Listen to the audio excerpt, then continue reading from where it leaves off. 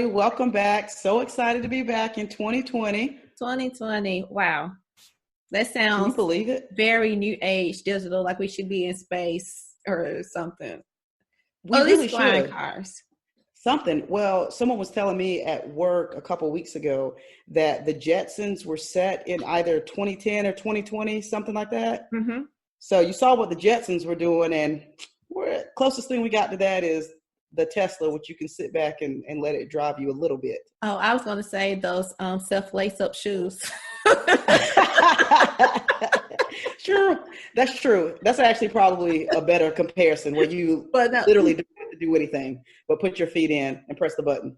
So yeah. we'll count it. We're almost there is basically what I hear you Yes. saying. Yes. Flying cars, As you self-lacing can see, shoes. my barometer is back to the future of what the future should look like. So Yeah, we'll right. see. But happy 2020. Happy We miss you all. We're so happy to be back. All sorts of things happen while we're away, and we're excited to jump in and talk about some stuff that's going on right now. So one thing that happened while we were away just recently, the NCAA crowned the new king of the dance, and LSU took home the money back. Literally, we'll get to that later. And I like what you did. That the foreshadowing. I'm a fan. Yeah, they did their thing. We'll come out and say that I thought that Clemson was going to win. I picked Clemson to win the game. But LSU really proved themselves to me defensively. I thought Clemson wide receivers going to be more playmakers than they were. And so they really nixed them, like really pulled them out the game after those first couple of minutes where they were down like 10 points. So, I mean, congratulations, LSU. Go Tigers.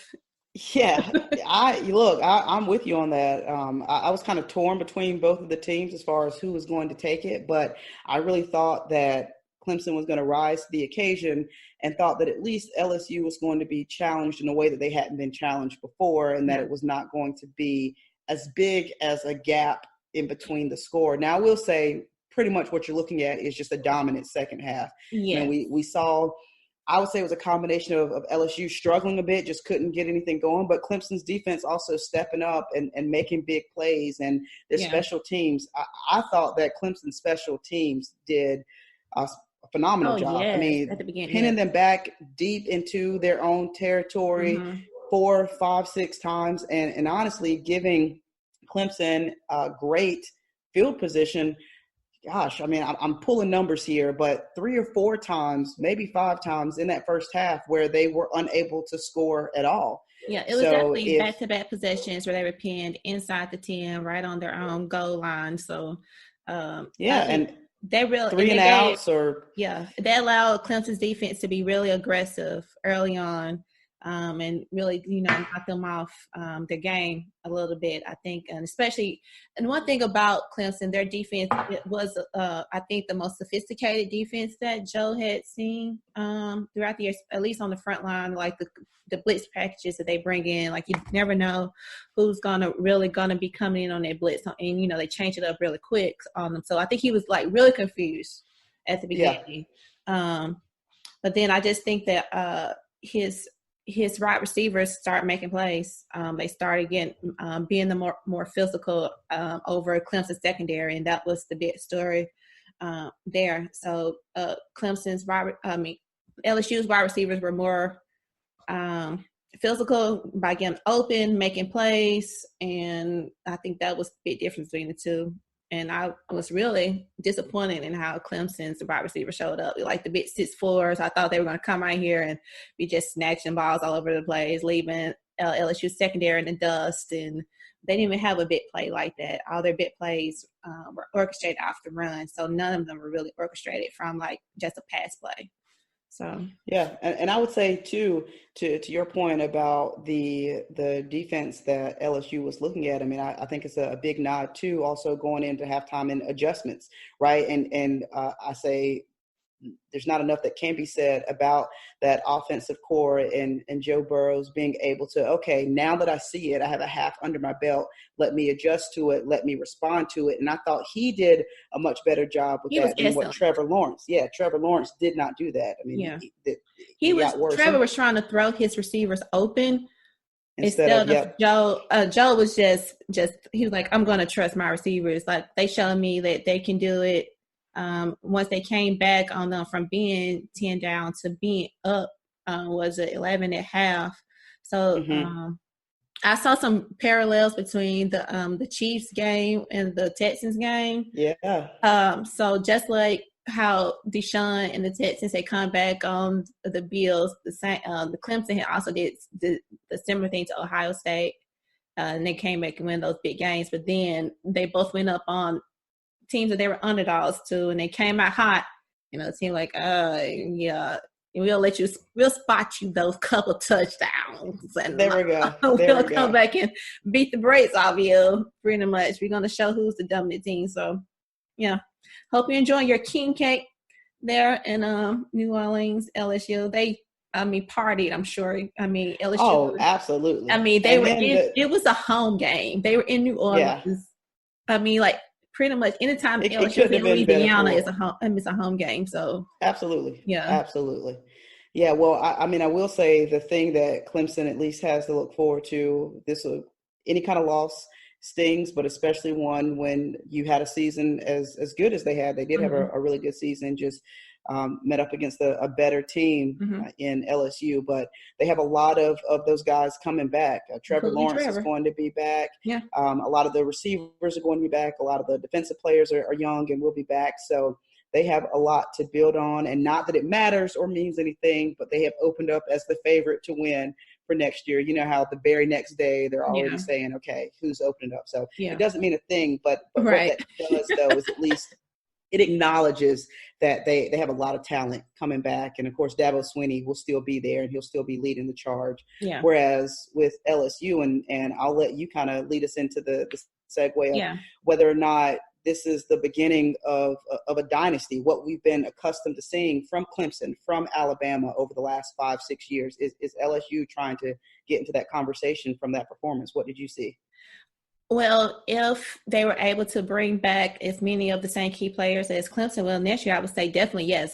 This is the dynasty in the making, but they are not. As we all know, Joe has messed up all his eligibility.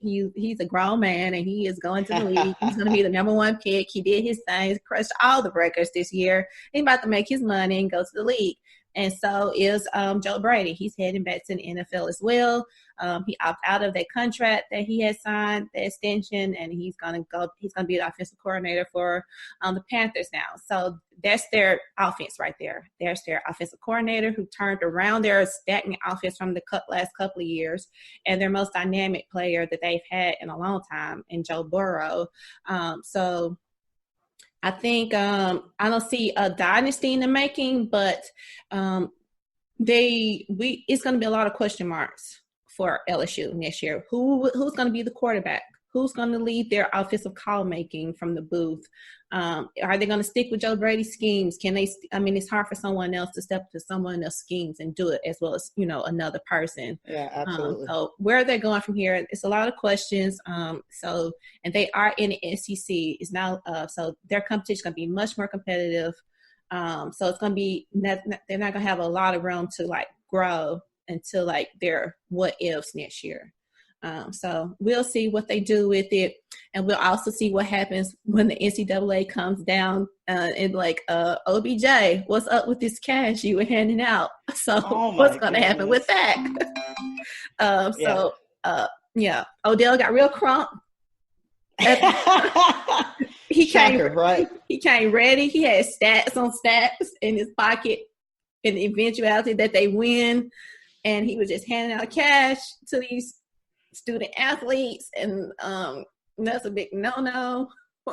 Yeah. And today Joe was like, hey man, I don't care, I'm not a student athlete anymore. It was real money he gave me real money. And I'm like, okay, Joe was out. Way to throw him under the bus, Joe. Yeah, he said those aren't my teammates anymore, I guess. He said he graduated. He's done. I'm done. Like you said, he got all the eligibility. He knows where his sights are set on for the upcoming season. So I heard the timer go off, and real quickly, I'll just throw in. We wanted to just mention a couple of the big quarterbacks who have opted out of their final year of eligibility. Jay Fromm and Tua coming out early. So they're not going to mess out their eligibility, and both of them for very different reasons. But I think anytime that you can make your money, while you can make your money, go and make your money. You never know what's going to happen the next year. If you're going to try to chase a championship, you can hurt your other hip or have something catastrophic happen out there on the field. You just never know. So if you can make your money. So good luck in the draft. And so let's talk about some teams who would not have high draft picks. These teams in the NFL playoffs coming up. We are coming down to our championship games for both conferences. They're going to determine the Super Bowl. Yeah, I'm excited. It's like some new fresh blood. Number one, it's very new. I mean, other than the Packers, we haven't seen any of these teams, other teams that are in a while, right? No, so the Niners have been there closer than the Packers have in the Super Bowl, at least, because they went to the Super Bowl when Kaepernick and Beyonce was in 2014. Beyonce was and that's when the light. You are correct. Maybe that's because Beyonce has maybe because Beyonce was right. It was Beyonce. That's what I was. Yes, because and it's crazy because I love sports and I love the Super Bowl and I love football, but that's why I blacked out. I forgot they were even there because I was there for her. Yeah, me too. No doubt. She was the best thing. I mean, that was iconic. Iconic performance.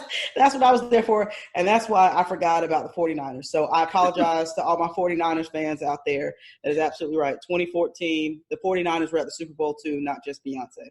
So, but in any event, these teams are not ones that we typically see in the Super Bowl. So it's very exciting. Like you said, it's been at least 5 years since we've seen, or I guess 6 years since we've seen one of these teams. And the other thing about it is just with the quality of what we've seen over the course of the season, and also I think what we've seen in these playoffs, it's going to be a good game. I really truly believe that regardless of who ends up making it. And if I end up being right with my picks of who's going to make it, it is going to be a great game. So I'm excited for that. So without further ado, I can't remember how many official picks we've done. I just know that you're in the lead. I am. And I think it's only by one, and that could be because we've only done one official pick. We've done or two, it could be did we tie something? Am I 2-0? I mean 0-2? I think we are we are okay. Remind me, I know the Michigan State Kentucky thing. Yeah, and we did a pick between Clemson and Ohio State, and I picked Clemson. You picked Ohio State. So I'm 0-2. Is that what you're telling me? Yes. Okay.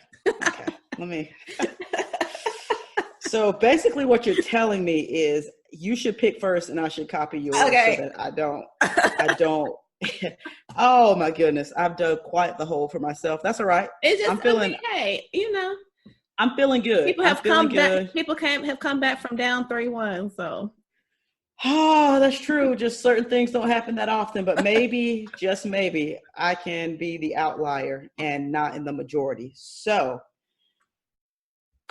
you can go first, but I want to go ahead and put out there that I'm not going to copy you. I'm going to stick and roll with my heart, and whatever happens, happens. And I'll stick by my loss, or hopefully I'll make some strides. So who you got, Packers or 49ers? All right. So I'm rolling with the Niners for this game. That's what I was going to say. Yeah. So even though we can't count what happened in the regular season as to what's going to happen in playoffs, I mean, it is a good picture though that we can see that when the Packers did play the 49ers, they got smashed badly. It was not even a game. I think I think that the Niners defense is way much better than the Seahawks. Is way more consistent than the Seahawks. I'm rolling with the Niners because of their defense and because they have more options on the offensive side. Who you got? Okay. I was going to pick the 49ers. Yes. I'm down 0-2. I'm Yes. down 0-2. And at the risk of being down 0-3, something tells me I should just roll with the Packers to give myself a chance to climb. God, I know. This is, I just want us to be very clear. This is all about schematics of trying to dig out of a hole and not about what I truly feel. I'm going to say that Aaron Rodgers and Devontae Adams were rolling and clicking very well, just kind of out of nowhere all of a sudden. And I don't say that as the span of their careers, because they've always linked up very well. But in that game, they just got to a point where, they were just clicking. And every time he was making a pass, the reception was Devontae Adams. And it seems like he was making good routes. He was running his routes very well. He was physical with the corners that were on him. I just thought he did a great job. Now, that being said, I agree with you that the 49ers are much better in that capacity. But again, this is just so I can get out of this hold and maybe magic will happen. Maybe they'll at least show up this time and keep it close, and something magical will happen in the last 5 minutes of the fourth quarter. I do think it's going to be closer than what it was in the regular season. It's not going to be like that. I don't think they're going to blow them out like that. Yeah. I'm just, oh gosh. All right. So we do have another conference, and I'm pretty sure we're probably going to pick the same. Yes, I'm not. Titans, Kansas City. I'm not taking any chances. I'm picking Kansas City for that one. Pat Mahomes is just, I think he has too many weapons. He's too talented. We saw them be down double digits early, and we saw them climb out of that hole with, I would say, kind of with ease. I mean, they very quickly turned it around. It wasn't like they needed the last minutes of the entire fourth quarter to get to where they wanted to get. Yeah. I mean, they imposed their will. So I'm going to say that with confidence, and I don't think there's much else to say. And if I eat it, then I'll have to eat it. But we can discuss that next week. No. That's definitely gonna. I mean, I would be shocked if the Titans beat the Chiefs. And then we would talk about remember the Titans in a different way if that happened. Remember the Titans. We're going to be talking about remember the Titans when they get the beat down from the Chiefs. That's what we're going to be talking about. Yeah. You remember them when they used to live? Right. Absolutely. So. Yes, they have had a great run to this point. They've done what they need to do. They rode Derrick Henry until they can't ride him no more. It's a big man. I mean, I think he's still going to have a good game, but I don't think the Titans can't score on a clip the way that the Chiefs can. They can't keep up with that type of firepower. The Chiefs just offensively is just crazy. And I don't think the Titans have the defense to really stimulate them in any type of way that's going to be effective to keep them in the game or to let them help them win the game. So I'm going with the Chiefs as well. As I'm sure. Come on, Packers. I'm sure the whole most of America is, but the Titans have surprised us before. So if they do, I'll be good. I'm all for surprises. None of these teams are my team, so I just want a good game. No, same. I'm going to be the biggest Packers fan I can be to get back in this game. 1-2, here we come. All 1-2. I feel it. Tell your brother I apologize. Yeah, he's a not. Yeah, it's 49ers. I know, but it's not personal. He's so high. Like his Bitmoji is all in the 49ers gear. The 49ers. Well, nothing personal. This is just about me trying to secure some sort of respect on my name. So okay. Anyway, so we'll transition to some other things here quickly before we move out of the NFL. So Luke Kuechly announced yesterday that at the age of 28, he is retiring from the Panthers organization. He was with that organization for the entirety of his career. I think it was news, shocking at least to a lot of people, especially with how young he is. But the thing that we all have to remember is that he has really struggled and suffered from numerous concussions over his, I believe, 9-year career. And that is something that is very, very serious. So I applaud him putting his health first. Yeah. I think the game will miss him. He always seemed to play very well and with a lot of class. And if you look at some of the responses from current players in the league, not just his teammates, but other players, they had a lot of respect for him. Yeah. Yeah. When I saw this breaking news come across my phone, I was actually not surprised. I'm like, this is not surprising. Like, this makes perfect sense to me. It just follows the trends of these players recognizing that if they want to have a fulfilling life, that sometimes you got to know when to call it quits, especially when you're in one of the most physical positions in football, in linebacker, or like Gronk, who had so many. The way that the Patriots used him, his body was like just breaking down. Like, he had injuries like every year, like playing out there with big old casts. So I feel like this is the best decision for Luke. He's made his money. He has I think made enough that he and his family can be comfortable for the rest of their life, especially like investing well and, just being pragmatic about it. Like, he has millions and millions of dollars. And I think if he wants to enjoy the rest of his life to the fullest, and just based off how it seems like he's just been prone to concussions, I think this is the right thing to do, especially with, CTs and all the studies going on. We don't really know like what the effects are, like who is more prone to being affected by that. So I think he's doing the right thing for him, his family, and just to be able to enjoy his life and to the fullest. Because he's 28, like, he's super young.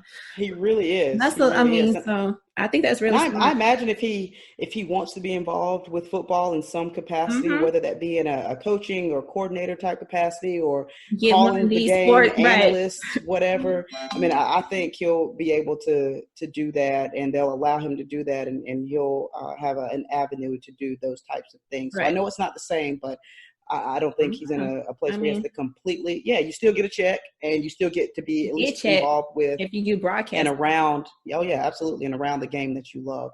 Yeah. So if he turns out like a Romo, he might have bidding wars for him like these. Yeah, exactly. Romo's turned. To get him look, Romo has turned out to be a better broadcaster than he was football player. So, nothing wrong with that, because they are giving him. They're throwing money. That's what I say. He's getting paid on both ends. He got paid on the front end when he wasn't doing that great with the Cowboys. Oh, he got buku money there. Woo. Yeah, and now on this other side, and he actually is, and I don't mind him. I like him as an analyst. He calls the game well. So so we'll see what's next for Luke, and we wish him all the best and congratulate him on a successful career. And then the last little piece here, we've got all these coaching changes. You mentioned one earlier in the coordinator from LSU going over to the Panthers. But the one thing, since we're talking about coordinators, it looks like this just in, hot flash or newsflash, not hot flash. Not hot flash. Newsflash, no hot flashes. Don't edit that out. I will keep it. Just leave it. Newsflash. Jason Garrett, the former head coach for the Dallas Cowboys, America's team, some people say, has interviewed for an offensive coordinator position with none other than America's other team, the New York Giants. So we will see what happens. My personal opinion, struggled utilizing great talent with the Cowboys. There is some good talent, albeit great talent, in Saquon Barkley. Over at the Giants. So we'll see what happens, if he's even extended an offer, if he accepts the offer, and then what that might look like. But it's an interesting move. He's just trying to find a new home, it would appear. Yeah, and if they're going to pay him, I'll take him. If you're in his position, coaches, absolutely. Right. Your resumes are out there. Like, they, so except for, the Giants' new head coach, he doesn't have much of a resume. Well, that's neither here nor there. All sorts of great decisions that they're making with these hires, aren't right. they? So In I can see interviews, how if they you would will. want somebody who has some experience in the league as their offensive coordinator, to just to put some more experience in their coaching staff. And But do you want him to rub off on your new head coach or not? they hired their new head coach because he is such a strong personality that he can Okay, so maybe. overturn the culture. He's a culture guy, so that's Okay, why so they maybe hired him. he'll tell Jason to have a seat. I got this. Right. If he steps So over the boundaries. yeah, Okay, yeah. I'm So with you. Okay, I see. we'll keep Well, our eyes out for that. yeah, See yeah. what the We'll see what Giants are going to happens. do. I mean, Looks because like they're not interested Jason Garrett's in so winning. innovative in offense. So, but anyway, Oh uh, yeah, oh yeah. Doesn't like they're interested in winning, but in any event, all let's right. move on.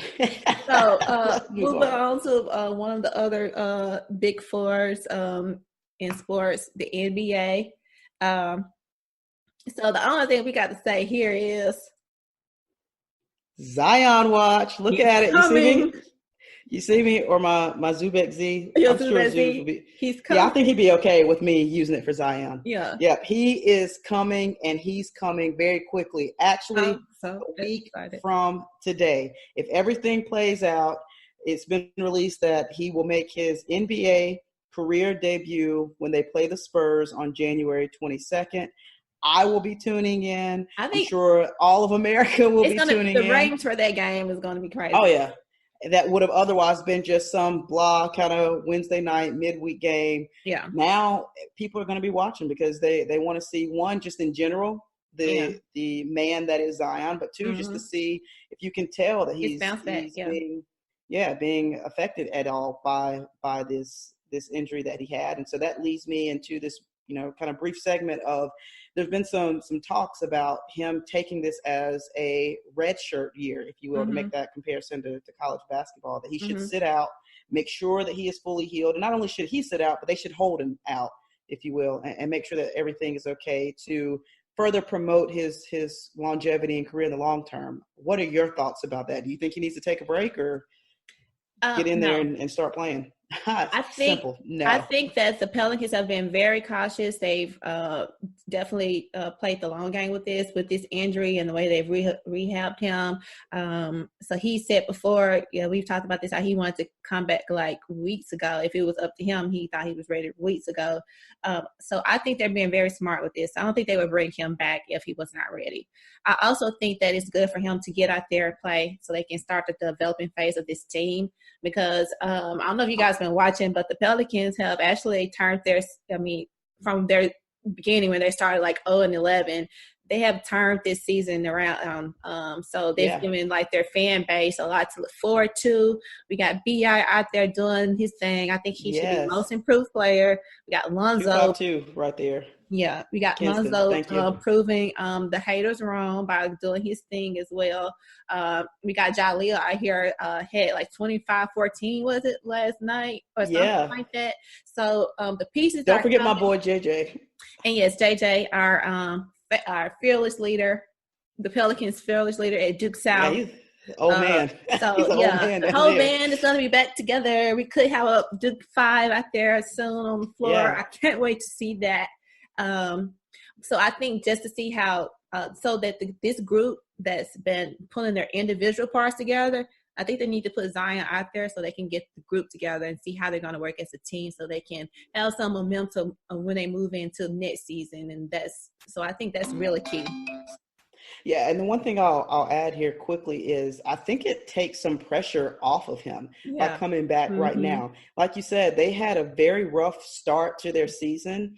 They have started to work well together, figure out the role that they can play within this team and play together. Yeah. And now you're just adding someone who is extremely explosive, who loves the game, who's just a good teammate. He's just a smart player too on the floor. He can just see things. Like he has a second sense about what's coming and what. Yeah, he's got a high basketball IQ, and he usually does the right thing and is in the right places. So to put him in there now when you're starting to turn it around and to just see how he's going to to mold into this group. I think it takes the pressure of, you're the number one draft pick. I expect that when you get out on the court, you should be making and having this immediate impact. And we're expecting all these things from you. Some of that weight, I would hope, is lifted, and he can just kind of go in, be free, take his time, monitor his minutes as he progresses and gets his, the cardio shape and all that kind of stuff, and the excitement of the game. So I'm looking forward to it. I can't wait to watch the game next week. And I'll have to double check to see what time, because we may be filming at the time. We can talk about that. Look, absolutely.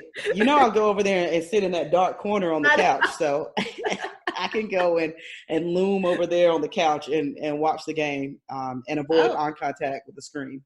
Yeah, but also next week, remember, Kim, we have something special coming up. So maybe we can. Oh, yeah.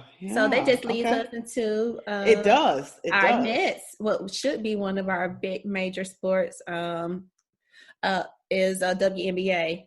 So the new collective bargaining agreement came out, and boy, can I tell you, I am so happy for the ladies and what this means for them and their quality of life. So just the increase in their salaries, and just knowing, and then having had some paid maternity leave and all of that guaranteed payment. So just a couple of things that I think are just game changers for women's basketball. So Kim, you want to talk about what we're going to be doing next week? Yeah, absolutely. So if it feels like we've kind of started and said this is super exciting and it's a big deal, but we're glossing over it, that's because we are going to go in a lot more detail. Next week, we're going to have a special guest who is a member of one of our WNBA teams, a member of the Connecticut Sun. She's going to be joining us, and we are going to have an opportunity to talk to her about what this means for women's basketball, what it means for her personally, and what it also means for just the pipeline of young female athletes who are transitioning from college, looking at the NBA or WNBA rather, and what it could possibly mean also for the career path. Because right now, a lot of the women who are in the WNBA in their off season go overseas and play in the European circuit. And so what kind of changes has this collective bargaining agreement brought that maybe that alters that or shifts what that looks like for them? So I am super excited to dive a little deeper into it.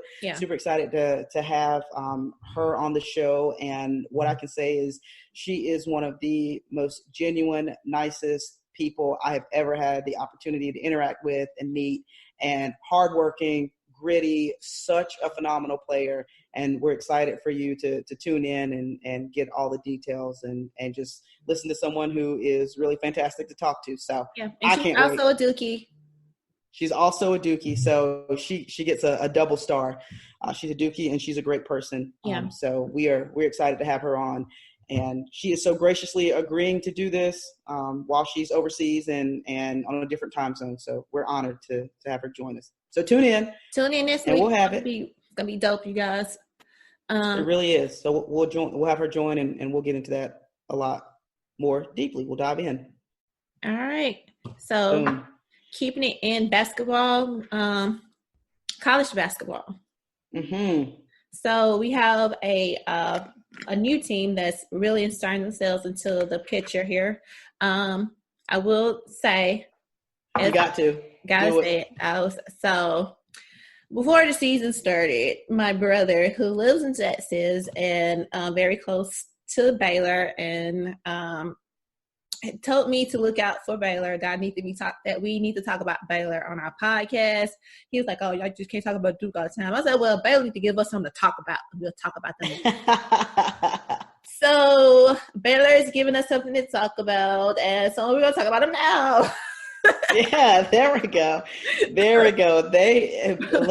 absolutely have, and they are really making a name for themselves, especially in a season where there's so many question marks.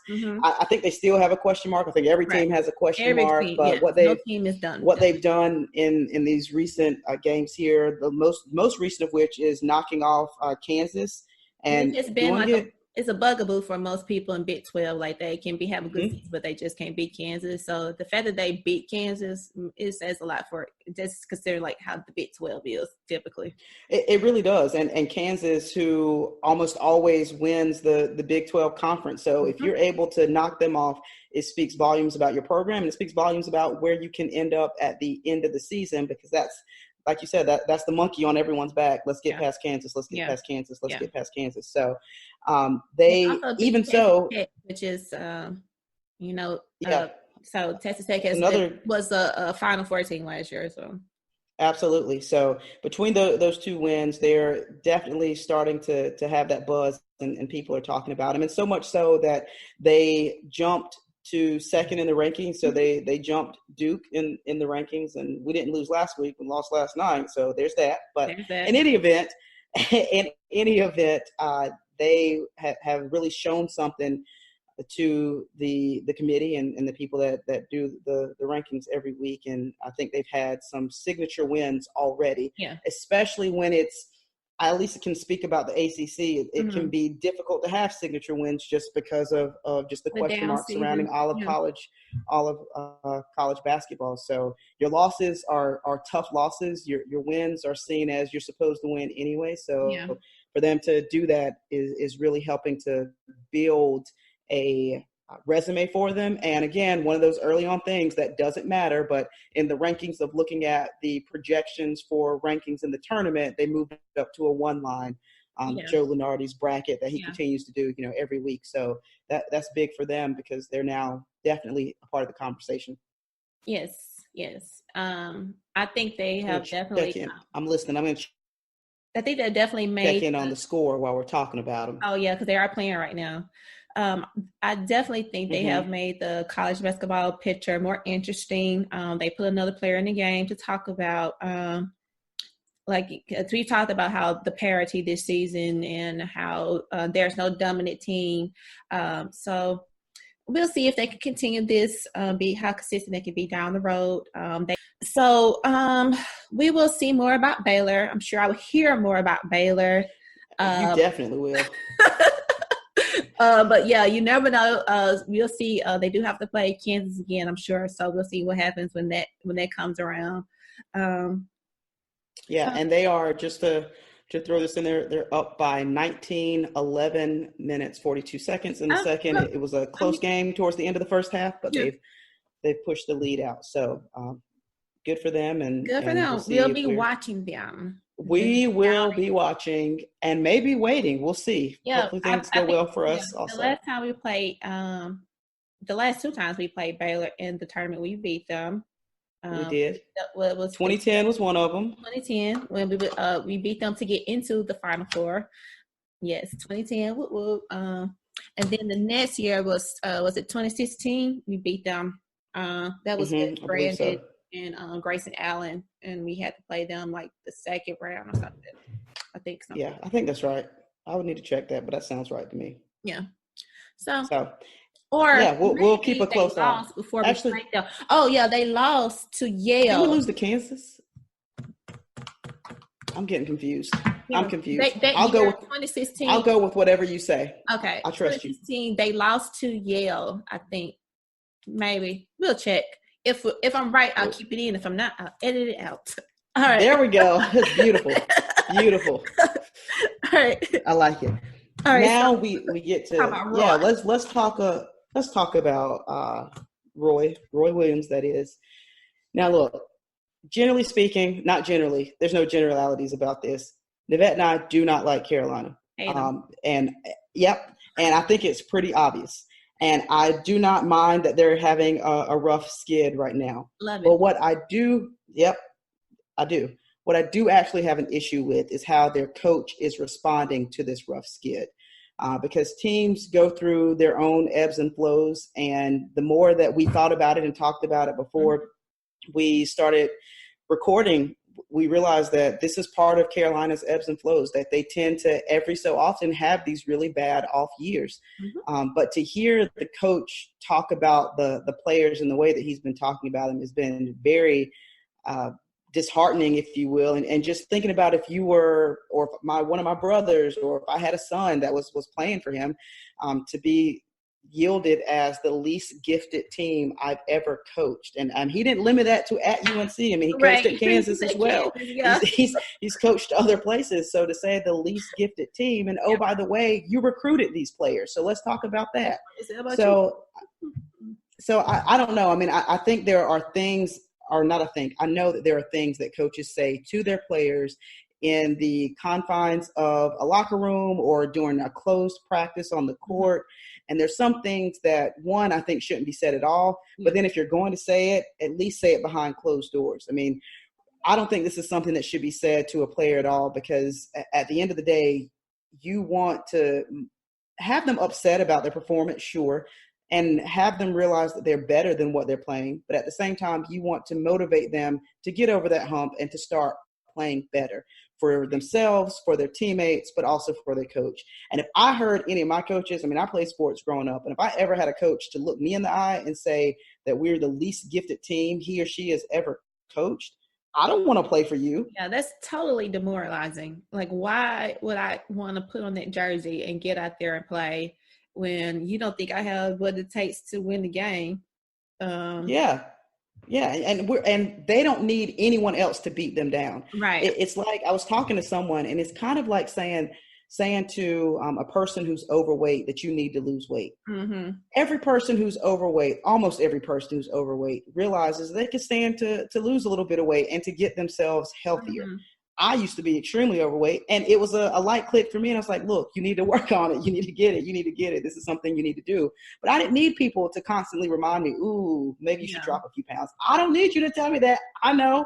I'm going to eat it anyway, but I know, And so I think this is a similar thing. I don't need anyone to tell me, or they don't need anyone to tell them that they are not playing well. And especially when they're getting all the noise. Social media, I'm sure, is going crazy, and they're getting the noise from people from the campus. They're getting the noise from people, probably Duke fans and all other sorts of people that already dislike them anyway. They do not need someone in-house to now tell them that they are the least gifted team he's come into contact with. To tell the world. To tell the world, right? Not just them, to broadcast it. Right. To the point that ESPN thought it was serious enough to put a little bullet point on the main page to link to the story for everyone to read it. Right. So I just think it's okay to call out the things you aren't doing well. It's absolutely okay for a coach to do that. It's absolutely okay to say some things that other people might determine to be a little harsh to get your team motivated. But I think personally he crossed the line when he says that. And he goes from, I don't know. I mean, to me, it almost feels disingenuous when he says that one week and then they lose the next game. Well, maybe I shouldn't be the coach. Maybe you all should fire me. Like, fire me. Yeah, and it's like, okay. And I get what you're saying, because he goes on to say that he should have called a timeout and that he let the boys down and all that kind of stuff. He never quite knows when to call timeouts. But he keeps them all in his pocket. But absolutely, he's never been good at timeouts. He's never been good at in-game adjustments. I mean, that just is who Roy is, and that is what it is. But I just feel like I don't know. He's just kind of throwing his hands up. That's what you get paid for. You're the coach. Exactly. You got to figure it out. Figure out how to work with them, because everyone goes through periods where they have injuries. Everyone goes through periods where they don't have the caliber of talent that they're used to. And you got to figure something out, Right. And if not, you still ride with them. Right. And he is the highest paid state employee in North Carolina. So the state is paying you $3 million plus to develop these players to be, if they are the least gifted, you need to make them go out there like they're not. So that's your job. So maybe they should fire him, but whatever. That's what. Look, his words. I just feel some type of way for the players in that situation. I really do. I never do for any UNC player ever. So I kind of hate him for making me feel sympathy for a UNC. Yeah, but I think what happens is at a certain point, our just humanism, I'm not sure that that's a word, but that takes over and human instinct, and you just see people as people. So I don't ever want them to win, but at the same time, I feel bad that this is the way that their coach is responding to what's happening instead of just being more positive. And if he's going to do that kind of stuff, keep it in-house. Don't bring that stuff to the media and give Duke fans like myself all sorts of fodder Right. or ammo for all sorts of Yeah, fire. yeah. I can't wait for this. Our live. We're gonna live call the game. It's gonna be We great. are. And look, and what'll happen is all of a sudden they'll learn how to dribble the basketball again. Yeah, You know Coach how that Anthony goes. will be back by that time. He's Yeah. They'll figure it out, and then it'll be like, I mean, who is this team and where have they been for the past month and a half? You already know how that's right. going to play out. Yeah, But yeah. we just look. All we got to do is play better. But I like a good game, so I'm not concerned about it. I'm looking forward to it. Should be a good one. Yeah. So thank you, Roy, and do better. Yeah. Yes, please do better. Better. All That's right. all I have to say about that. So moving on to other people who make unfortunate statements in the media, Conor McGregor is going to be making his debut after like almost 2+ years away from the octagon. So what do you think about this this match coming up, Kim? I don't really know what to think, to be honest. I will say, and this is something that you and I discussed, that he definitely has been a lot more quiet leading up to it. There's part of me that always wonders with Conor McGregor, because a lot of things just always seem so calculated and so much of a publicity stunt, if you will. Mm-hmm. Now, he hasn't done the mouthing off and the promoting that he normally does, but typically what you see is he goes into the octagon after being away for a while. He doesn't win. And then after he loses, he throws a tantrum of some sort, gets himself into some sort of legal trouble by crossing the line, having some sort of criminal charge asserted against him, and goes through that whole kind of cyclical thing every time. But his name carries weight and carries dollar signs. So obviously they understand and realize, Dana White does, and that's why he keeps allowing, even though he always has these comments about we'll see, and I don't know, but yeah, and then he always does, because at the end of the day, most things are about the bottom line, and Conor McGregor is going to attract a lot of interest. And I've even seen, now he has been quiet for the most part, but I have seen some reports of him saying that he might be fighting Manny Pacquiao and all this kind of stuff. So so it just seems like a lot of things are always just a stunt, and you never really know. Now, I will say, and you alerted me to this about him talking about all the lifestyle changes that he's been making away from the arena, and just talking about the things that he's doing to try to better his body, get himself in better shape, and just to take care of himself better. And hopefully that includes mentally as well, because I just feel like that pattern or cycle, there's something going on. I don't know what it is, but talking to someone and letting out that energy. So really, I think this is one of those, I don't know what to think, but we'll see what happens on Saturday, and then what happens the days after Saturday, because if he doesn't win, that's usually when you see all sorts of craziness happen surrounding him. So win or lose, I'm looking at, yes, for sure, what happens inside the octagon, but I'm looking at the days and couple weeks after that to see how he handles the success. If it's the kind of in-your-face version comes back out that we've grown to know, or if he handles it with grace and a little more humble. Either way, win or lose. So I know, but if he made the statement that he's making all these changes, and he's been a little quiet, so all I can do is wait and see. I think maybe I don't know. Maybe he's being as quiet, he's not talking as much noise, is because he knows he's been away for a while, and he is older than, than in previous times he had made this comeback. And, every time it gets more difficult, like the longer you take off, it gets more difficult to come back and, be at your prime. So maybe he's just trying to play it low, trying to, after, if he wins, maybe we'll see the old Conor back. I don't know. But it's kind of weird, and I don't know what to take of it.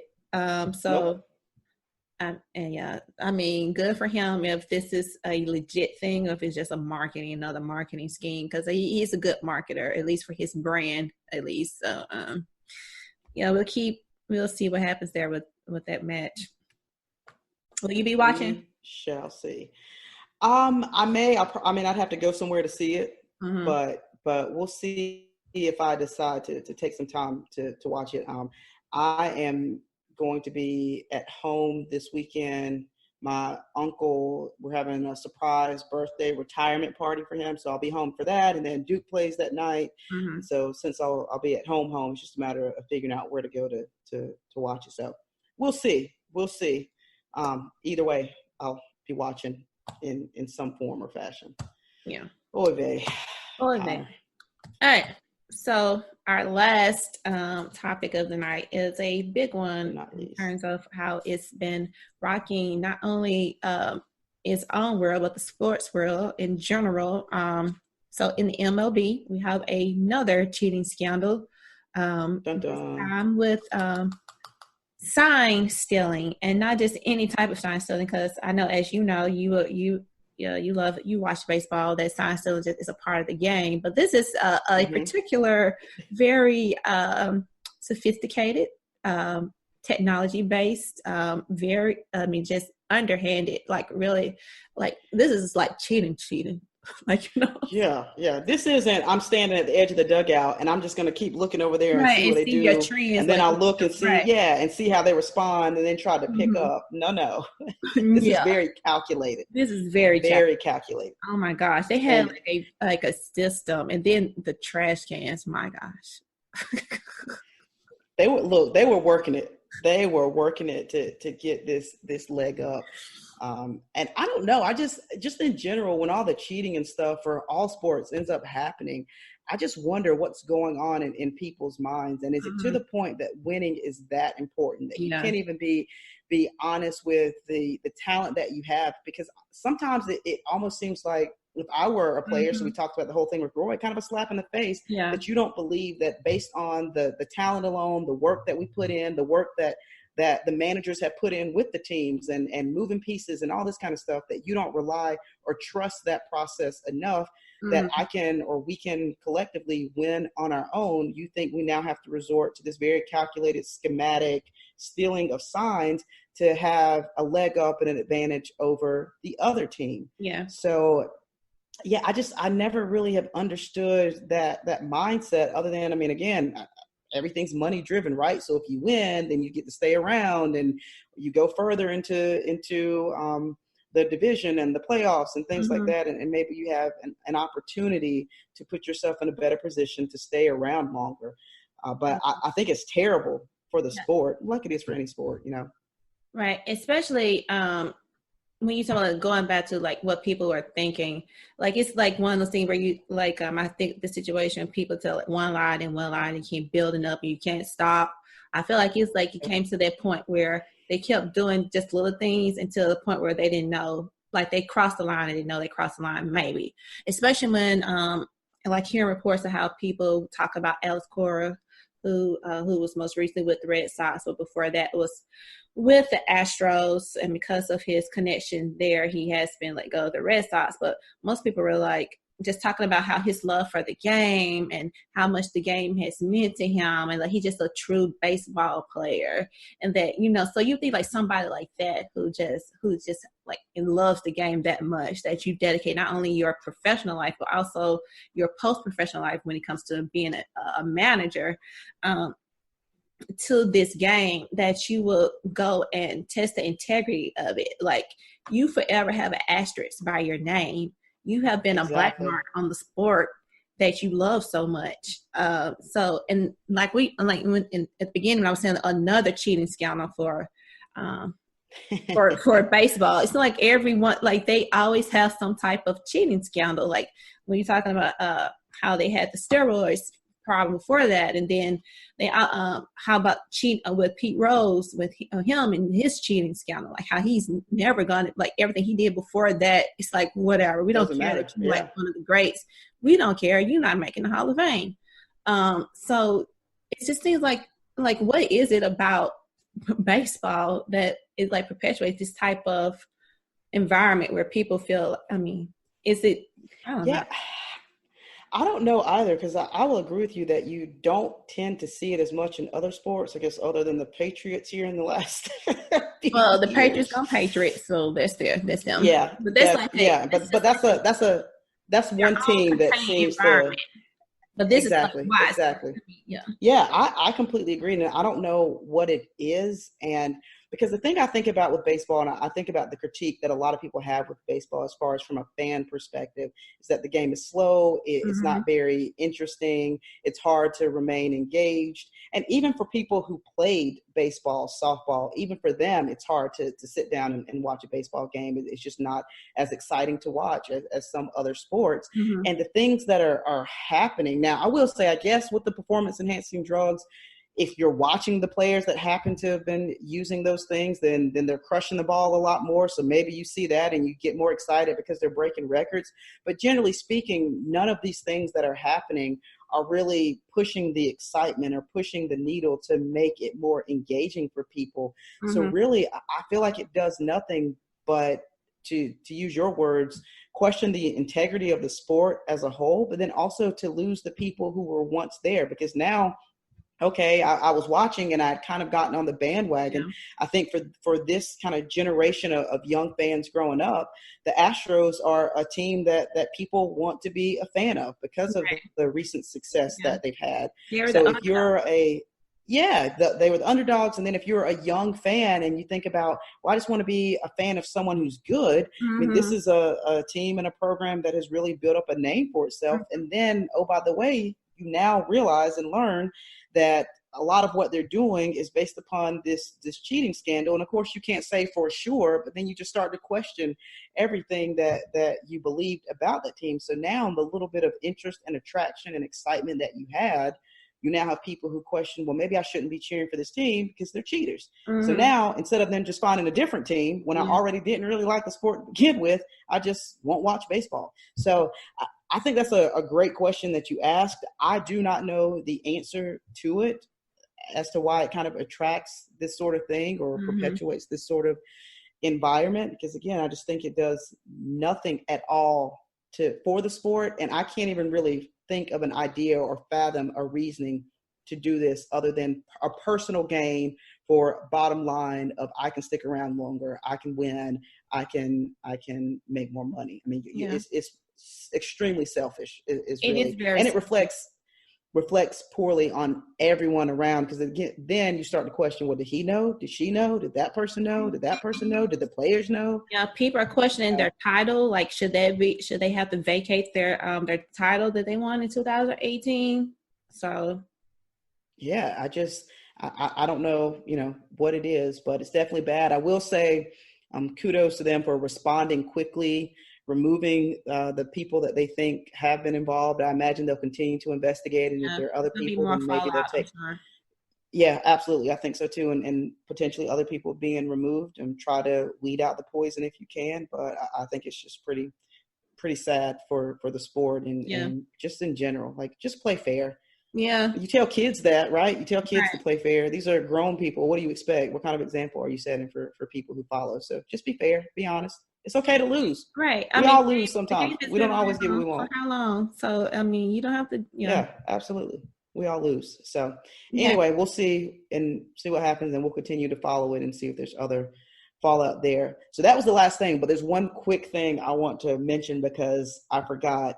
Okay. Serena Williams. Oh yeah. Won the Auckland tune-up tournament leading up to the Australian Open. Mm-hmm. So that means that she has now, in case she wasn't the GOAT before, she has now won a tournament in 4 decades. So in the 1990s, winning her first one in 99, the U.S. Open, I believe it was, has won tournaments in the 2000s. 2010s, and now has started off the 2020 season. Yeah. And her first win, I believe, in almost 3 years. Yeah. And first one as a mother. So yes, postpartum. There you go. And her first one as a mother. So congratulations to her, and probably even more of what makes her the GOAT is that she donated all of her winnings to help with the wildfires and the relief for that. Right. So thoughts and prayers out to all the people impacted by that. Yeah. And we don't even know how that's already impacting like the first rounds of the Australia Open. Mm-hmm. So that might push back play for that Open, and they might affect a lot of things moving forward. Because I think Serena has some really good momentum moving into that. I'm really happy for her to get that win off her monkey off her chest. I was going to say that too. Yep. A monkey off I'm her sure back. it's been kind of haunting her. Yeah. Been kind of floating over, haunting her. She's been in a lot of finals and just hasn't been able to get over the hump and close it out. Mm-hmm. So I'm excited for her. I love watching her, and hopefully they won't be impacted too badly. But at the same time, I also realize the perspective and realize what's important with what's going on there. Yeah. And it's bigger than, the sports. So hopefully they're able to get those under control very soon here. It's very sad to see. Yeah. Yeah. So don't want to close out on, we didn't mean to close out on a sad note, but the good note is that Serena is still the GOAT. Yes, that's how you turn it around. I like that. Serena's still the GOAT. Yeah. Fantastic. So, thanks for tuning in for the first episode of 2020. Absolutely. And all these amazing things coming to look forward to. We've got our interview coming up with a WNBA player and talking about the collective bargaining agreement. We've also got our live sports analysis of the first Duke UNC game that'll be happening here. And gosh, it's very close. It's actually only like 2.5 weeks away. Yeah. That's nuts and bolts. January is already 20. If 2019 didn't fly by, 2020 it's already on its heels. I mean, a little bit. I know we're 2 weeks in. Yeah, I know. This is crazy that we're already halfway through the month, but a lot of things coming. We're so excited. Keep following, keep watching, keep subscribing, and we'll see you next time.